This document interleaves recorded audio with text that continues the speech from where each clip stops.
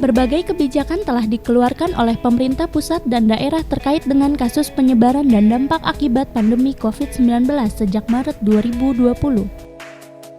Hal ini Kementerian Agraria dan Tata Ruang atau Badan Pertahanan Nasional mulai dari membatasi hubungan sosial, mengimbau untuk bekerja di rumah bagi sebagian besar pegawai negeri sipil dan pegawai pemerintah non-pegawai negeri, serta meniadakan kegiatan ibadah berjamaah di lingkungan Kementerian ATR atau BPN.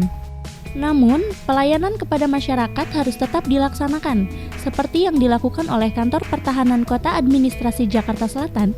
Pelayanan yang sebelumnya secara langsung kini dibuat menjadi semi-online. Hal tersebut dilakukan agar mencegah proses penyebaran virus COVID-19 menjadi lebih luas. Ilyas Tejo usai tatap muka kepada wartawan Koordinatoriat Jakarta Selatan Jumat siang di kantor BPN Jakarta Selatan. Ilyas Tejo juga mengajak wartawan untuk langsung melihat cara kerja dan proses pembuatan sertifikat. Kepala Kantor BPN Kota Administrasi Jakarta Selatan, Ilyas Tejo juga menghimbau bagi petugas loket diperintahkan untuk wajib menggunakan masker dan sarung tangan. Apabila masyarakat sudah bisa mengupload aplikasi Sentuhan Aku, ya tata caranya nanti bisa dilihat di loket. Sebenarnya tidak perlu untuk mengecek berkas, tidak perlu datang ke kantor. Cukup dengan aplikasi tersebut, kemudian di-upload. Ada fitur-fitur yang memberikan informasi. Misalkan dia mengajukan permohonan dalam hal apa? Permohonan itu kan kita berikan masyarakat yang namanya tanda terima permohonan. Tanda terima permohonan salah satu isinya nomor berkas. Dengan menulis nomor berkas maka akan muncul sampai di mana perjalanan berkas itu. Nah, kemudian inilah sebenarnya sebagai bagian supaya masyarakat tidak terlalu banyak datang ke kantor.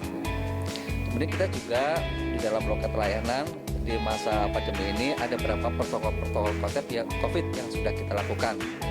Yang pertama sesuai dengan regulasi yang ada baik oleh gubernur maupun oleh kementerian kita, pada saat masyarakat mau datang ke kantor, Bapak tadi lihat sendiri harus cuci tangan, kemudian dicek suhunya dan harus bermasker.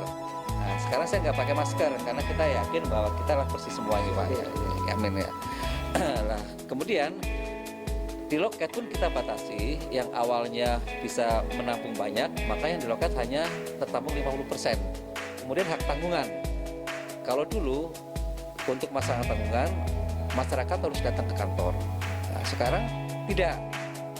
PPAT dengan kewenangan membuat akta pemasangan hak tanggungan, kemudian diberikan kepada pihak kreditur, apakah kreditur perorangan atau kreditur badan hukum seperti perbankan. Kemudian bank mempunyai akun, kemudian tinggal disampaikan kepada akun BPN. Dengan sendirinya akan keluar hak tanggungan. Setelah kita teliti tidak ada masalah, dengan sendirinya kita klik akan keluar hak tanggungan. Demikian juga surat keterangan pendaftaran tanah dan zona tanah. Gunawan, Jakarta mengabarkan.